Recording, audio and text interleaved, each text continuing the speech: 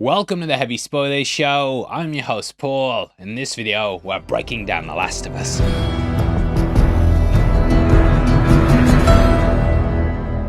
Season 2 episode 5 is now here, and as always, it's packed with Easter eggs, changes to the games, and a lot of things you might have missed. Throughout this video, we'll be going through it all and giving our review of the episode. As always, major game spoilers will be saved for the end in the Save It for Spoilers section, which sounds like Spoilers section. That's the full name now. If you enjoy it, please hit the thumbs up and make sure you subscribe for all our coverage on the show. That out the way though, thank you for clicking this. Now let's get into The Last of Us. He said it's in the air. Now, as has become pretty commonplace in the show, we begin with flashback. Rejoining Hanrahan, you might remember her from Isaac's defection. There, the WLF were a band of rebels who were just wearing civilian clothing. Here though, they've now got uniforms, and this looks more in line with Fedra's outfits. As we discussed last week, Isaac's pretty much become the thing he hated. Again, Fedra oppressed people, and thus they ended up turning against them. However, they're now oppressing the Scars, and he's basically traded one war for another. Isaac is now clearly the leader, as we discover he's in charge of making the big decisions. If I was getting executed, Isaac would have come himself. Hanrahan is also possibly playing off Emma, who we know was a leader of the group at one point. This was alongside a man named Jason, but both were either captured or killed. Now this is the hospital, which is a location we visit in the game. This is actually where the wolves made their base, and a lot of things go down here. I always thought this is one of the creepiest locations and have always been fascinated with its history. As they kind of touch upon, this was where the outbreak happened at in the city. Day 1, the infected were rushed here and they were taken to the basement and then placed in quarantine. However, when more and more people started coming in, the place just got completely overrun. Eventually things got so bad the entire government just gave up. All sites like this, they basically blew up the stairs, blocked the elevators, and then locked the doors. Job done. They do touch upon this with the conversation that follows, as it's mentioned that things have been locked since 2003. Now obviously, we know this didn't contain the infection, but it did contain the infected there. Because of this though, some have been stuck there for decades. I don't really want to spoil too much more of that, but players will know there's a big thing that comes from it. The whole floor was empty, not even rats. Yep, focus on the rats there. Seeing that sealed door though was such an eerie sight, and it appears later in the episode. Now from here we cut to an office and see a paint paper up on the wall. I did vaguely remember seeing one of these at the Boston QZ in episode 1, but I spent way too long skimming through the episode for it and couldn't find it. But it was there in my memory, I remember it. Anyway, it's here we join Sergeant Park. We discover that the treaty between the Scars and Wolves has been broken, and it is possible their leader, the Prophet, was killed here. Around this time anyway. We do know that she was executed by Isaac, and there is a shrine for her at Martyr's Gate. I really went in depth on all the history of the two sides, so if you want to know more, check out that video. What it means though is that the wolves need all the soldiers they can get. There's questions over why Parks killed some of her own, and this includes her son. As we learn, the unit went through the hospital to clear things, but they discovered the virus had mutated. It's now gone airborne. We later see Leon growing into the wall, which is a sight you'd often come across in the game. I also wonder if the use of the name Leon was a reference to the other iconic horror survival franchise, Resident Evil. That of course features Leon Kennedy, so it might be a reach. Wait, no, come back, we'll have better Easter eggs, I promise. Where's everyone going? Bingo? Beyond that though, it's introducing spores into the series. These were a massive thing in the game, but in that, they were there from the beginning. Right from the off, characters would enter spore-filled areas and immediately hafted on gas masks. Last week we saw Ellie getting bit, which was different to how Dina learned of her immunity in the game. There her mask was cracked in the subway, and then Dina tried to give her hers. Obviously this would kill her, so Ellie quickly did a mask off moment to reveal the truth. So yeah, spores are really important, and I even thought at one point they might not include them. However, they were so tied to Nora's death that I think that they just hit a point where they had to. The other important thing to note is that Park doomed her own son. Though this has completely destroyed her, it came at the cost of the greater good. The airborne version hasn't spread to the surface, and thus humanity's safe. However, in order to achieve this, she had to sacrifice a child. Obviously, this reflects Joel and Ellie's relationship, with the former refusing to give the latter up. Now though it might be hypocritical, you can see the argument for how both did the right thing. It's again painting out these complex shades of grey, and it's a motif I really loved. I do wonder though if Ellie's journey into the basement might end up unleashing them. Obviously in the game, it was already a thing, so people just wore gas masks. In this show though, you're more kind of focused on expressions and acting, so you want to see people's faces. So taking away the masks made sense. Normally though, someone would have wandered into this basement and been dead in 20 minutes. Here though, Ellie's gonna leave it and potentially leave the door open too. So this could spread them and perhaps open up Pandora's box. So not only may they have skipped out on a potential cure, she may have made things even worse. Yay! I also wonder if the chatter of this has affected the other soldiers' judgment. Last week we saw in the subway how soldiers said it was supposed to be clear. I did theorize that sometimes the soldiers were just like, looks dark and scary, and they might lock us in here. Fuck that. Yes, it's clear. Like, who's gonna check? So maybe stuff like this, the soldiers locking in their own sons, the chatter spread amongst the ranks, and they just stopped searching places properly. Anyway, that takes us to the titles. Now, this is normally the point of the video where we drop a sponsor, but we haven't got one. So yeah, t-shirts. We're having a big sale on the site right now, and if you pick up 2 of either our Wolves, Clickers, or Cordyceps shirt, you'll get 15% off. If you pick up 3, you'll get 20, and that's site-wide, with it also including our brand new Thunderbolts, / Thundercats inspired one, and also our Galactus Devourer of Worlds. You'll get 20% off and look fantastic. Either way, where we pick up is back at the theatre for Seattle Day 2. I did kind of hope that they'd end the episode last week with this, but I was glad to see it pop up here. This is a motif that they use in the game, and it helps the player to keep track of things, because it gets complicated later. Now though, you can't make out this sign on the marquee. This is for the band Sick Habit. This is an in-universe band that Dina talks about at the record store. In the game it was Cassandra, but this could be setting up something later. Ellie plays a guitar in the back and finds all her equipment for the show. You can spot their name on the amp as well. In the game you find their flyer and it's advertising this at the Pinnacle Theatre, which is where they are now. Now in the game, things begin with Ellie waking up at the theatre. The prior day ended with her playing Future Days on stage and then falling asleep in the chair. Obviously they reorder that for the end, and Ellie then goes in to meet Dina. In the game she's been in the radio room upstairs overhearing where everyone is. In the game it's a dedicated system, whereas for the show they just had the walkie-talkie from last week. There's obviously no radio silence either, as the Scars don't believe in using technology invented before the outbreak. They see that as the old world and thus something that represents sin. In their mind, the infection was sent as a punishment. Thus they've gone back to basics and embraced a life of embracing nature. They cut the scars in their face to remind them that life's imperfect and that everything has a beauty and ugly side to it. But yeah, because of that, there's no worry of them picking up radio chatter. Also, love how Dina's using cartridges as a ruler. Is it cartridge or magazine? These are mags. They're mags, you absolute fucking dummy. I'm not American, mate, yeah? What's a gun? Give me a butter knife in a bowa wowa. We also get a look at Dina's bracelet. In the game, Ellie actually wears this later on. This is a Hamza charm, which is prominent in the Middle East. It's supposed to be a protection charm and is used quite a lot in Israel. Notably, Dina is Jewish in the game, but it's not been specified in the show thus far, especially as we never saw the synagogue section of Seattle. It does tie into a character though. You might notice that Nora's got the same one, and it's kind of playing off how we're not so different, you and I. We're all the same person, and we all have our own stories to tell. Anyway, Ellie comes in having turned on the power. This is something that you do in the game, but instead of going to the basement, you go to the roof. There you find the theatre's previous owner who tried to turn on the power himself. Unfortunately, they did it wrong and got fried, but parts of their life still remain in the theatre, such as a tent and bed set up on the balcony that we see the pair at here. Ellie then goes to the back of the theatre, which is filled with band equipment. Again, it's akin to that scene from the game where you discover a guitar behind the curtain. Here there's things set up, but in the game things were on boxes and stuff which were laid out for a specific reason like that, which we'll discuss in the Spoil Me Paul's section.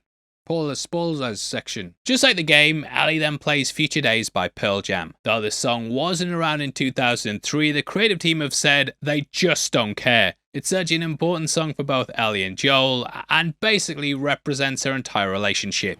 If I ever were to lose you. The outbreak happened in the game in 2013, with the show happening in 2003. That was so the release year of season 1 could be in line with the year it was set. But to be honest, I kind of just wish they'd kept the original timeline. I was also surprised that they brought the song across and made such a point of it, as they haven't even had Joel playing it to Ellie yet. Part 2 actually opens with him riding out to meet her, and he then sits in her room and plays her it. It represents the hope for their future and how better days are ahead. Future days are gonna be the best, until Abby shows up. It's very important though, and you can tell Ellie's hit with loss here. She also stands the guitar up properly, which builds up how she laid it down last week. Both are signs of respect, as when she and Joel had fallen out, it was just dumped on the floor. The creative team on the podcast said this broke Joel's heart, and then it appeared in her room the next day. Also propped up, making me think the pair indeed talked on the porch, which I feel is a scene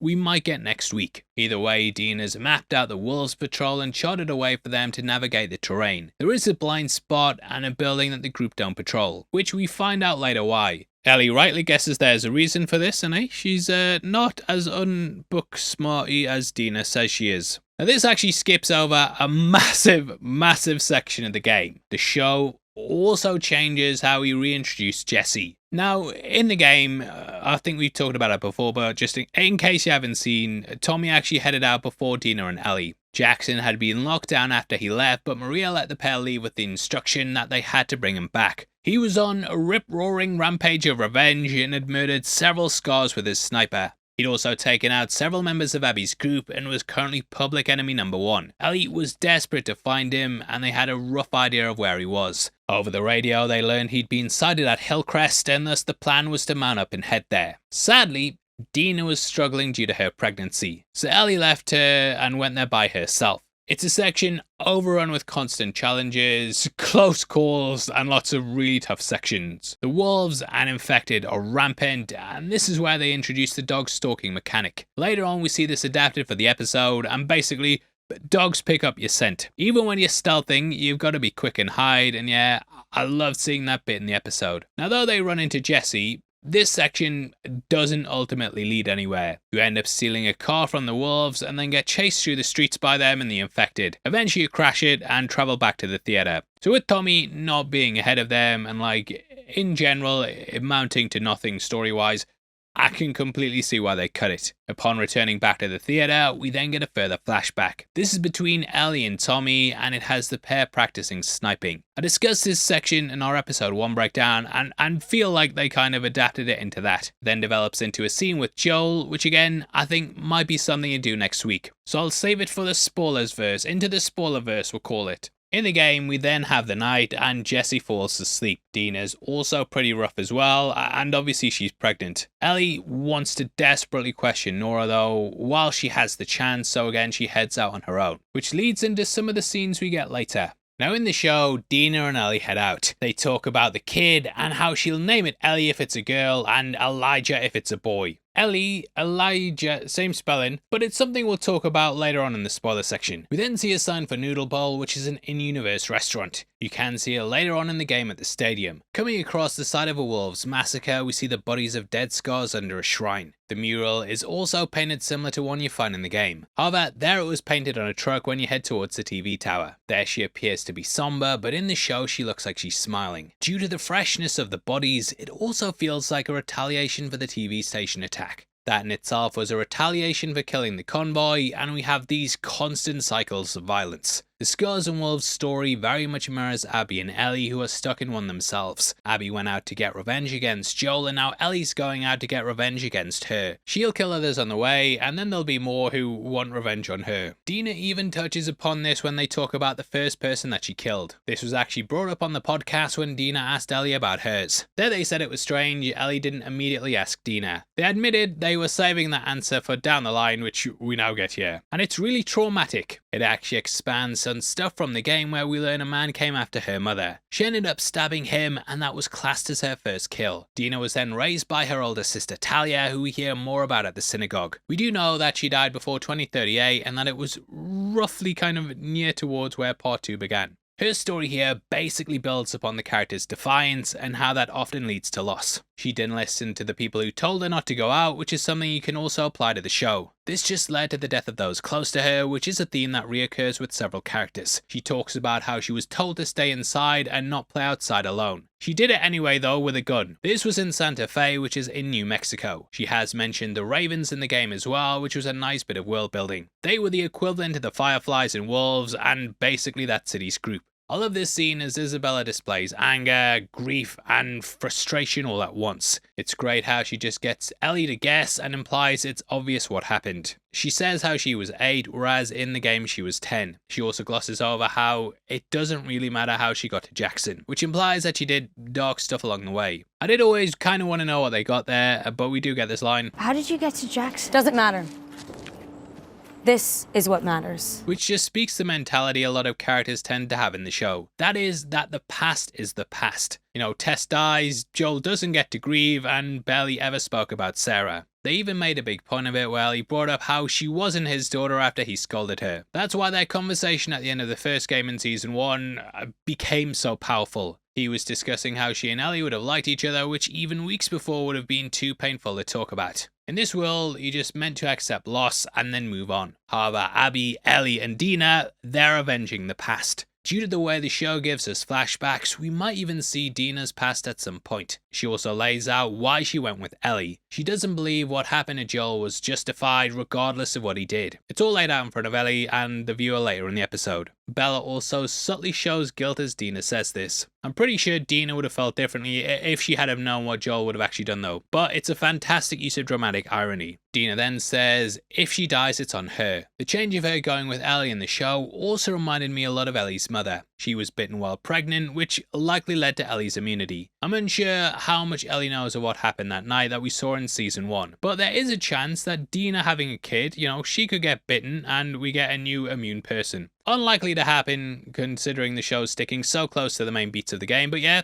think it's worth throwing out there. Cutting tonight, we then see as the pair move by a checkpoint. These locations were dotted throughout the game, including the God pillboxes. Ellie and Dina then crouch up against this, and you often find items in them. This then takes them to an office, which is a part of the federal building. This place offers a scene in the game where you hit up a building filled with stalkers. It's one of the first massive encounters you have with them, and it's absolutely terrifying. You have to navigate through the floors and then eventually fall through a window with one. The streets of Seattle are gushing with water, and she's then taken through a pipe into the sewers. The Membronics building also appears to be a mashup of other sequences too. That seems to be the brewery section and the Black Ray Hotel with Lev. I also love how Dina says, shooting has to be a last resort. Like she hammers home you can't fire your gun and then pretty much draws it straight away. If it gets bad and we have to make a choice between shooting or running, we run. Like, yep, plan out the window. Dina also says I love you to Ellie, which is like famous last words. Now in episode 1 we saw a stalker and I was actually surprised it wasn't in a pack. Typically, that's how the creatures tend to move and they rely on strategy and stealth. The cordyceps also have a hive connection and thus they aim to work in groups. They're far smarter than the typical infected and basically like the raptors in Jurassic Park. Normally if an infected spots someone they just rush them, but these wait for the perfect time to attack. Now, I do feel like Seattle's got more of them because it's been dealing with the fungus for longer. They obviously had their day 1 ground zero outbreak, but Fedra also lost control of the city. Whereas Boston and Jackson,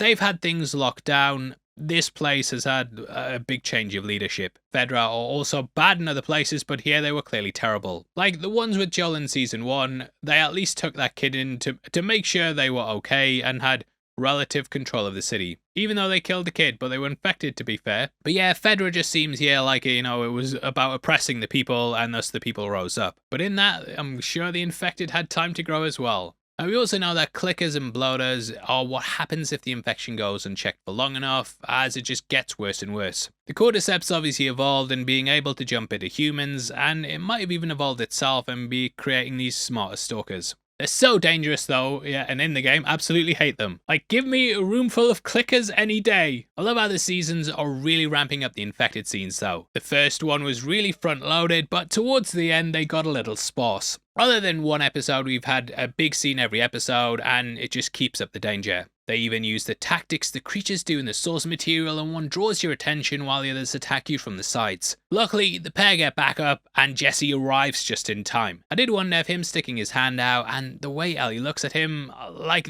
there was a second she thought it was Joel. Joel would often pop up and save her, so yeah, it felt like they were playing off that. Also, it's important to know that none of the group turn off their torches because the infected don't respond to light. It just doesn't stimulate them. Obviously though, if you put that flashlight on and a person's around, they're gonna notice it instantly. The pair then make a run from the building and we see a truck there that says Ferguson. I did wonder if this was a nod to Rebecca Ferguson, who played the Stalker in episode 1. Not that Rebecca Ferguson. They then continue past a truck that says WLT Freight. Change that T to F, you get WLF, and their full name is the Washington Liberation Front. So maybe that's like the Washington Liberation Truck. They then run into a park which stops the WLF dead in their tracks. As we learn, this is Scar territory and it's a place you're heading to in the game. They really keep up the pacing there because you literally go from tense scene in the office to sewers and then this. And those whistles still haunt me today. Jesse also discusses how he tracked them due to leaving the map in the theatre, and later on I'll discuss how that pays off down the line. But it's important to note for now. Jesse also reveals that Tommy came out with them, but since arriving they've split up.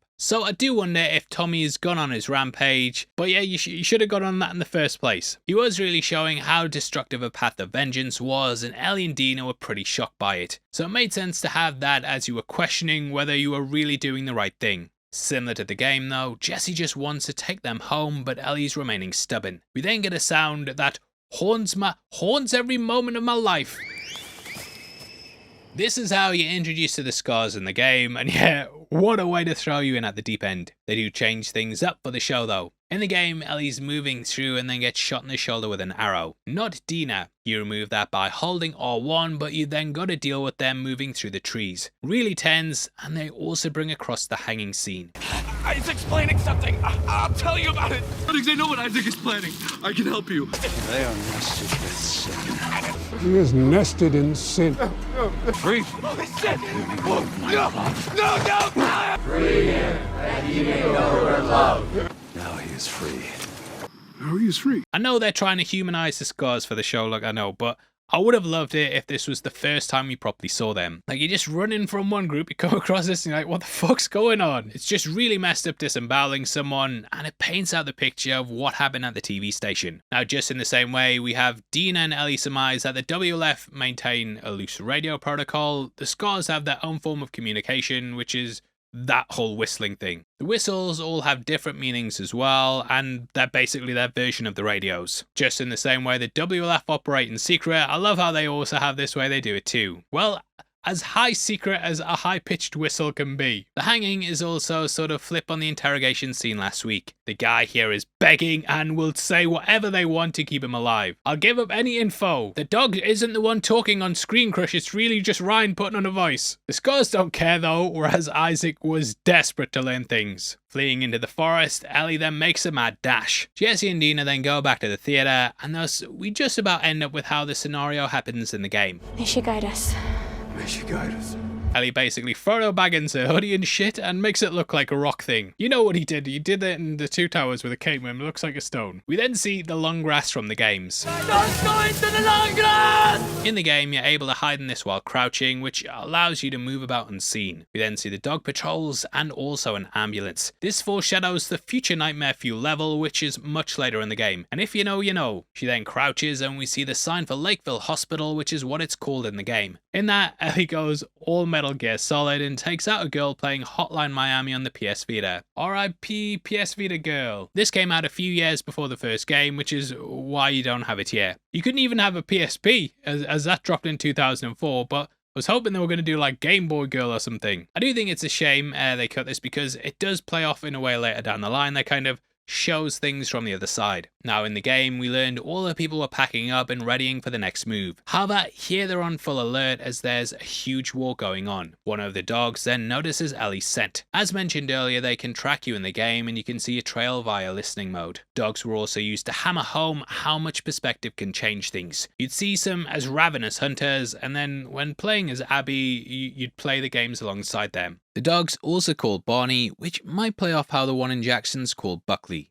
So again, it's sort of a mirror, but for now it's a ravenous killer. Luckily though, we see as Ellie scurries into a small hole. A small childlike hole that we won't look any further into. It reminds me of the games though, and the first season where she ends up heading into places Joel can't. Now it's much quicker than the game, as Ellie just ducks in and then we see Nora. We also hear how someone's on the run and the soldiers are asking her about it. Gamers will know what that is, but here Nora's basically patching up the wounded from the Scars fights. You do interact with her doing this at one point in the game, and you see her helping people out. We then see her grab a pot of bandages and going to clean up. It's just like the game, as she then walks to a sink and is then confronted by Ellie. Last week we had Isaac saying how he has hospitals, automatic weapons and advanced tech compared to the Scars, and yet they're still beating him. That was also referenced by Hanrahan, who said they can't afford to lose the hospital. This is their outpost, but I also feel like they're acting like guardians. They know what lies in the basement and might even be the last line of defense. Again, The Last of Us world. Every villain is someone's hero. I also think it's important to show Nora helping people rather than being this violent, remorseless killer. Dialogue here is also very, very similar to most other lines from the game. Put that shit down. Put that shit down. You remember me? You remember me? Yeah. You remember me. Yeah, you remember me. What do you want? What do you want? Abby was here earlier. Where's Abby? I don't know. I don't know. You shoot me. The sound will have every soldier come running.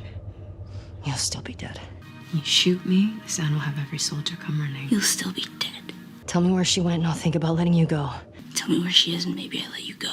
We could have killed you. We could have killed you. Maybe you should have. Maybe you should have. Or maybe you should have stayed the fuck out of Jackson. Or maybe you should have stayed the fuck out of Jackson. Where's Abby? Where's Abby? You still hear his screams? I hear them every night. At night, I still hear his screams. Yeah, that little bitch got what he deserved. Yeah, the little bitch got what he deserved. Nora still has a shaved head though, even though it's 3 months later. In case you missed our episode 2 breakdown, this is most likely due to Toddy Gabriel filming for Intergalactic The Heretic Prophet, which is the next Naughty Dog game. That is her third Naughty Dog project as well, as she was also in the Uncharted movie. Nora then says she's sorry that Ellie had to see it happen. This calls back to Dina mentioning to Ellie earlier how no one deserves to see something like that. However, when she goes to calling him a bitch, yeah, it gets a bit triggering. I do think Nora has some regret though, as we can see her eyes tearing up. It all went wrong, as they intended to only confront Joel and Ellie was never actually meant to be there. It's a sliding doors moment, as I wonder what her mindset would be had she not seen the brutality with her own eyes. Nora has trauma from what happened though. Despite her friends slaughtering Joe, the revenge brought her nothing but pain and nightmares. It hammers home the cycle of revenge and whether it's a bad or a good thing. It's tough to say in this story, but seeing that it doesn't undo your grief, it doesn't heal you, it just leads to more pain, I think it's saying it's bad. However, it is complicated, as Nora believes Joel got what he deserved. She can't unsee the violent act though, but deep down probably believes what she did is right. Nora escapes just like the games after riling Ellie up. I love the chase in the game as it's frantic and really intense. We also have people shooting at you from balconies, which is present as you run through the corridors. It's done really well here, but the game's interactivity takes it to the next level. You chase and use Nora as a shield against the guards before falling into the basement. I love in the game where you can then lure the clickers to fight the WLF. They're obviously aware of the spores and have gas masks, so are more than willing to follow you. Here we see Nora realize just how screwed she is though as she checks the basement level signage. She either gets shot by Ellie or risks the spores downstairs in the basement. This part of the game I really enjoy. Well, I didn't enjoy because it was shit in my pants, but it allowed you to explore more of the wretched mess of the basement. Ellie goes down and sees the growth of the cordyceps. It's had a very, very long time to evolve and has basically been filling the air since the beginning. Doctors had no idea what was going on and were left battling the infected, unaware on top that the apocalypse was starting. It was also kind of really at the right time, well, not at the right time, but you know, the game came out in the middle of the pandemic, and that was kind of when doctors were battling an unknown virus, and you were kind of playing through that in the game as well. I'm sure we all heard the horror stories from the wards at the time, and I remember playing through this game and seeing the aftermath of that and being like, ooh, it's a bit creepy. The set design is stunning though as Ellie walks through the area. It reminds me a lot of the flood from Halo, most specifically the floodgate level from the game where the environment was changed. Also got a lot of vibes of the Upside Down and Stranger Things. Seeing those guys stuck to the wall as well and just knowing how long they'd been there.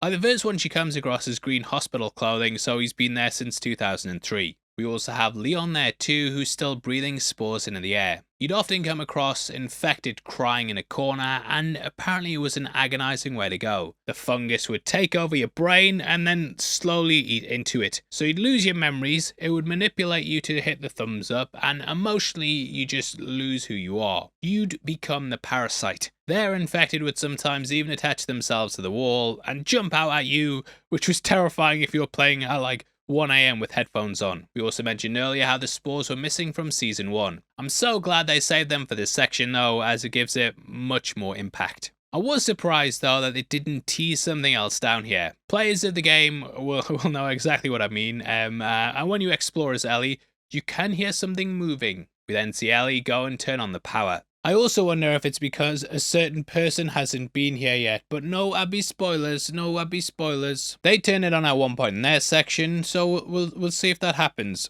I really loved seeing Ellie walk up to Nora though, as she said she's killed them both. We know Ellie is immune, but Nora doesn't. However, she does say that there's spores. Hanrahan said at the start this was top secret, and thus maybe the medical staff were alerted. Nora then realizes that she's the miracle child. Nora mentioned in episode 1 how she'd heard Joel had took some kid. It got shut down, but there was definitely rumors that there was the possibility of a cure. Nora said how it doesn't matter anyway though, as Abby's dad's dead and was the only one who could possibly create it. In the show, I feel like they kind of hammered home that the impact of what Joel did was much more severe. He's doomed humanity, but I always felt it was kind of up in the air about whether the cure could in fact be made. I've seen some people who worked on the project saying that it would have definitely worked, but I did feel like there's that element of doubt, because the Fireflies are idiots. Or maybe that's just my way of coping with what Joel did. And Nora's death is up in the air as well, eh? Spores. Get it? Anyway, Ellie seems to be relishing the moment. Game Ellie had far more of an angry side, whereas for the show, Ellie seems far more sadistic. We saw her cut an infected trapped person in season 1, and the podcasters spoke about how she actually likes the violence and is in some ways activated by it. I even wonder if she had have had time, whether she would have even have tortured Leon or perhaps the nurse here. However, she has one single goal in mind: get Nora and learn where Abby is. Now sadly, I feel like Bella Ramsey does kind of fall flat in moments like this. I know she's getting piled on, but it's difficult to avoid these criticisms when you've seen this scene already done a lot better. I thought she was fantastic as young Ellie, but the older version requires something else. She's just been beaten down by the world, completely torn apart by it, whereas I don't fully get that feeling from Bella's performance. I know the creative team have supported her, they've said this is our Ellie, but I think if we'd had a recasting even mid-season like House of the Dragon, then I don't think anyone would have really minded. Like in House of the Dragon, they even had those actors return in season 2, and I would have loved to had someone else been in, and then boom, end this episode, Joel walks in, Ellie's in bed with her back turned, and then turns around, and hey, it's Bella. Instead, I don't know, I think Dina, Nora, and so on, they're selling it, whereas I don't necessarily feel she is. But look, we'll see how this goes. I just know this is one of the big moments of the series, and it probably is difficult to sell, but comparing it to how impactful it was in the game, I just feel it fell flat. Hi, Nora. You're breathing spores. We're breathing spores. You're her. Where's Abby? Where's Abby? Now what this scene does is become a brutal mirror of Abby's killing of Joel. She said how you don't get to rush this, and Ellie offers a fast or slow approach. She also picks up a pipe which mirrors the golf club. You really get this hammered home more in the game, as even some of the angles were the same. She can let Nora out of her suffering or live with the grim fate that happened with Leon. She even looks at the pipe like Abby did to the infamous golf clubs. Now in the game we get an amazing jump cut with Ellie. It's almost like you've blacked out and kind of just fill in what happened with your mind. For the show though, we cut to similar times and catch Ellie in the room she walked by in episode 2. It's a really nice juxtaposition in which we go from anger and brutality to innocence. On the wall we can also see a poster for Weezer's Pinkerton. You might also notice sketches of eyes as well and what looks like moths. Moths were featured prominently in the game and are on the frets of Ellie's guitar and our t-shirts, the double-sided ones. The first game had Ellie looking for the light of the fireflies, while the second had the moth. He's also looking for light in the darkness. Just like how moths seek out light, Ellie needs to see the light that this revenge to her is only going to bring more pain and suffering. It also looks like she has a Walkman on her bedside table, which she had back in Boston. The waking up is also just like Sarah waking up in episode 1. This is where she lived out with Joel before moving into the garage. That showed they were growing distant, whereas Joel here says, "Hey, kiddo." This is also what he called Dina, and it's what the character constantly called Ellie in the game. It then closes out what I thought was another solid episode. I think since hitting Seattle, things have been really strong, and even though I didn't think Bella sold the thing she needed to quite to the level that she did, I thought she was still, quite good in the entry, and I really enjoyed the episode. As for next week though, I'm guessing that we'll basically do the flashbacks from the game. There they were spread throughout, but I can't imagine it being combined into one episode. I'm guessing we learn what happened with Eugene as well. So yeah, lots of things to look forward to, probably lots of questions answered, and that takes us into the Paul spoils you when you go beyond the spoilerverse. You don't want anything ruined though, yeah? Or you haven't played the game because you've got life, then hit the thumbs up and fuck off. Bloody do one! Anyway, thanks for staying, and the first big thing I want to talk about is the ambulance and also the mention of the rats. This is potentially teasing the Rat King, who's a big boss you fight as Abby. Going in to get medical supplies, she hears something down there. But they have skipped big sections before, so